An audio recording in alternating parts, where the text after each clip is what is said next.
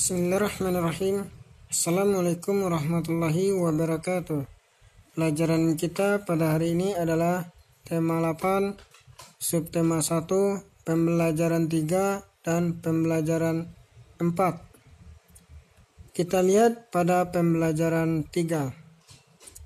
Di sini membahas tentang salah satu keluarga yang berasal dari Bali. Mungkin anak Ustadz ada juga yang berasal dari Bali, mungkin. Oke. Bali ini sangat terkenal bahkan sampai ke luar negeri. Sampai ke Eropa, bahkan sampai ke daerah jauh sana. Bali itu terkenal dikarenakan ikon dari pariwisata Indonesia. Pariwisatanya yang memiliki seperti wisata alam, wisata seni, dan budaya. Wisata alamnya mungkin seperti laut, pegunungan, dan sebagainya.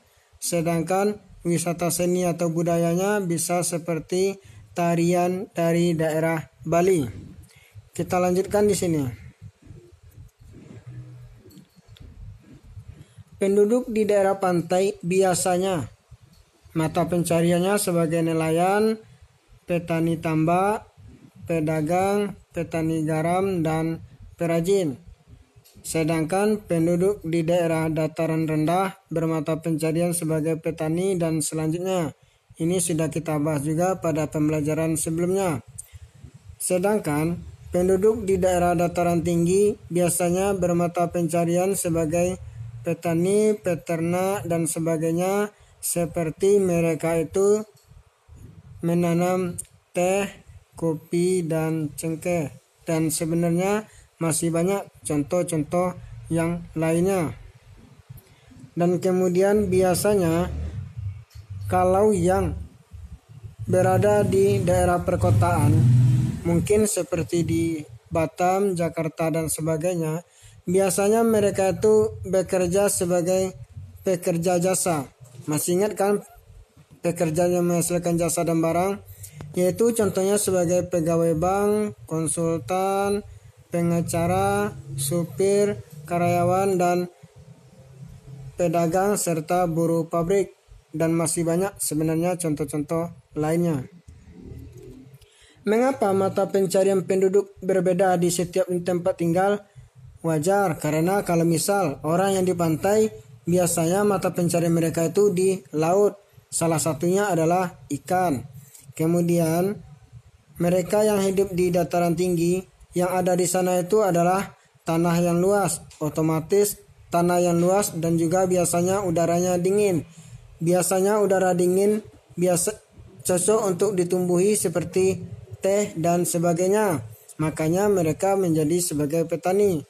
Sedangkan di dataran rendah biasanya banyak tanah-tanah yang lokasinya agak panas, maka lebih cocok untuk ditanami seperti padi, jagung, dan sayur-sayuran lainnya. Itulah alasannya kenapa setiap daerah itu mata pencarian mereka berbeda-beda. Mengapa penduduk di desa dan di kota memiliki mata pencarian berbeda? Silakan Anda lanjutkan. Kemudian kita lihat di sini. Ini kita lewatkan. Sudah pernah kita bahas pada pembelajaran sebelumnya. Ini ada salah satu cerita, yaitu cerita yang berasal dari Pulau Bali. Judul ceritanya adalah Asal Mula Bukit Catu. Cerita ini merupakan salah satu cerita fiksi. Ingat kan anak Ustadz apa itu cerita fiksi? Cerita fiksi yaitu cerita khayalan atau belum pasti kebenarannya. Demi mempersingkat waktu, silakan anak Ustadz baca cerita ini di rumah. Yang mana cerita ini menjelaskan sepasang suami istri yang bekerja sebagai petani. Kemudian karena hasil panennya banyak, kemudian petani tersebut memberikan banyak makanan atau seperti tumpeng kepada masyarakat. Dan setiap kali petani tersebut memberikan makan kepada masyarakat, maka tanah di sawah tempat mereka bertani tersebut juga semakin membesar. Maka semakin membesar, maka terbentuklah gunung atau bukit yang disebut dengan Bukit Catu. Silakan anak-anak Ustadz baca dan pahami di rumah. Kita lihat di sini. Siapa tokoh dalam cerita tersebut? Ingat tokoh kan? Tokoh itu adalah peran utama. Ya, tokoh itu adalah orang yang ada dalam cerita, yaitu si suami dan istri. Kemudian, apa saja peranan tokoh dalam cerita? Silakan anak-anak saya lihat pada cerita. Apa pesan yang terdapat pada cerita? Salah satunya yaitu kita harus bersyukur dan saling membantu sesama manusia atau sesama warga masyarakat. Perhatikan di sini. Ini ada salah satu bentuk gambar. Perhatikan, nanti kita balik lagi ke gambar yang tadi. Ini merupakan keragaman yang terdapat pada gambar. Kalau keragaman yang terdapat di Indonesia banyak.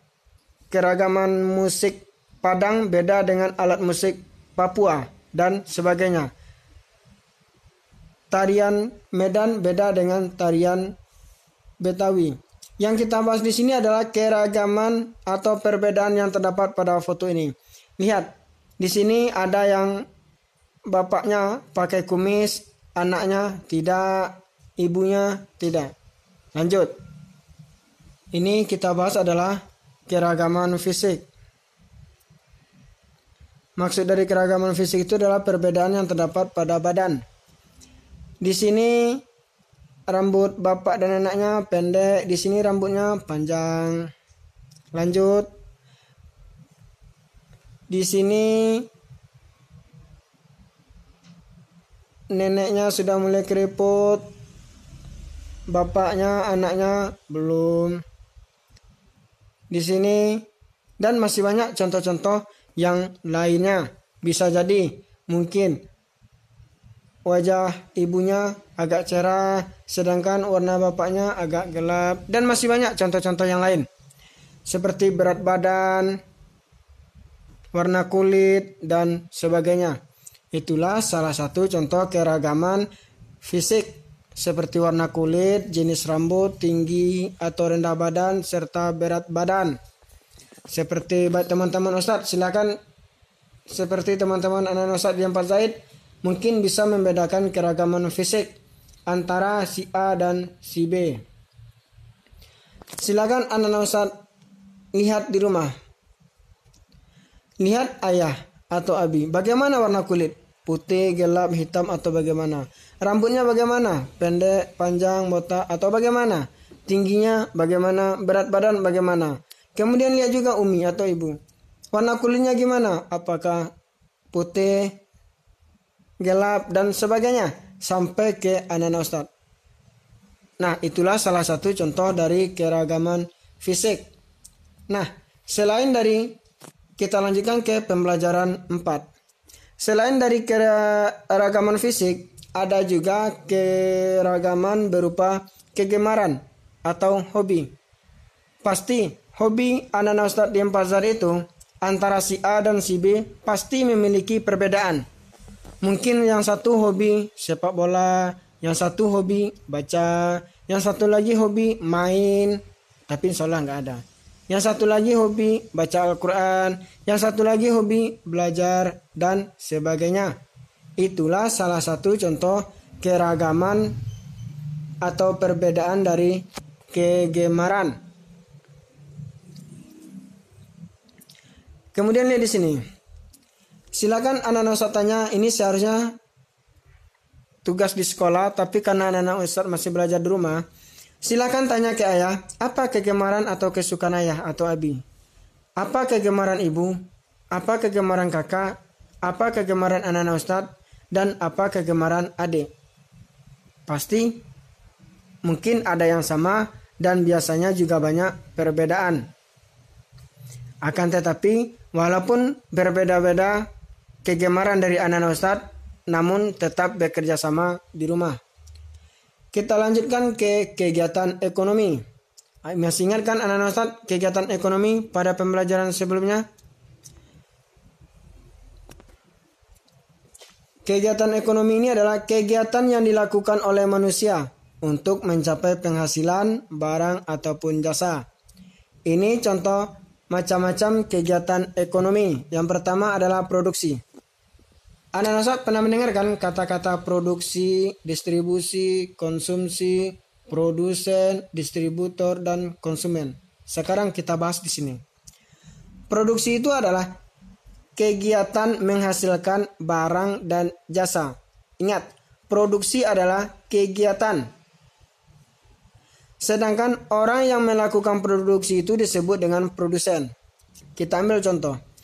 Misal, produksi itu adalah kegiatan menghasilkan barang. Misal, yaitu Umi atau orang tua anak-anak Ustadz itu adalah menghasilkan lontong atau membuat lontong atau memproduksi lontong. Kegiatannya membuat lontong, produksi lontong.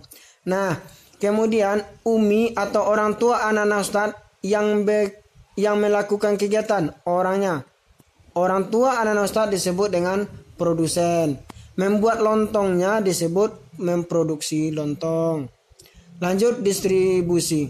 Distribusi adalah kegiatan menyalurkan hasil produksi dari produsen ke konsumen. Misal, orang tua anak-anak Ustadz setelah membuat lontong, kemudian menjualnya di depan rumah ataupun di pasar ataupun di mana. Nah, kegiatan menjual lontong atau menjual lontong di pasar atau di rumah, kegiatan itu disebut dengan distribusi. Sedangkan orang tua anak-anak Ustadz yang menjual lontong itu disebut dengan distributor, yaitu menyalurkan hasil barang produksi ke produsen, ke konsumen. Kita lanjutkan, konsumen. Konsumen ini adalah kegiatan memakai barang hasil produksi. Misal, anak-anak Ustadz membeli lontong di pasar. Nah, kegiatan anak-anak Ustadz yang membeli lontong itu disebut dengan konsumsi. Sedangkan anak-anak Ustadz yang membeli lontong disebut dengan konsumen. Yang harus anak-anak Ustadz bedakan di sini adalah yang ada si produksi, distribusi, konsumsi. Itu adalah kegiatan. Sedangkan yang ada produsen, distributor, dan konsumen itu adalah orang. Hati-hati kalau nanti ini keluar di saat ujian. Kemudian kita lanjutkan ke Kabupaten Tabanan. Untuk Kabupaten Tabanan ini merupakan salah satu kabupaten di Provinsi Bali. Nah, untuk ceritanya silakan anak-anak Ustadz baca di rumah dan pahami. Ustadz tidak bacakan untuk mempersingkat waktu. Nah, ini ada salah satu kegiatan pertanian di Kabupaten Tabanan. Ini bentuk pertanian menanam padi. Sedangkan ini kegiatan ternak. Ternaknya adalah ternak ayam. Sedangkan ini adalah tempat wisata, yaitu seperti kerapan sapi atau balap sapi. Nah, apa saja kegiatan ekonomi di Kabupaten Tabanan? Produksi apa? Lihat pada cerita di atas tadi. Pada cerita Kabupaten Tabanan tadi. Mereka itu ada memproduksi keramik, anyaman, dan sebagainya. Distribusinya apa? Yaitu mereka jual di pasar. Lanjut. Apa saja jenis yang terkait dengan kegiatan ekonomi di Tabanan nih? Produksi, ingat yang ada si adalah kegiatan. Apa kegiatan mereka? Membuat anyaman, membuat keramik, masih banyak contoh lain. Distribusi, ingat si. Ada kata si, yaitu kegiatan. Apa kegiatan mereka mendistribusikan? Yaitu seperti menjual di pasar, pasar malam atau di toko atau di warung. Kemudian konsumsi. Ingat kata si, berarti kegiatan. Ada orang luar negeri ataupun warga Bali ataupun warga Indonesia yang kegiatannya membeli barang-barang seperti keramik, anyaman, dan sebagainya. Yang seharusnya pelajaran produksi, distribusi, dan konsumsi ini pada pembelajaran tahun kemarin itu Ustadz praktekkan di sekolah.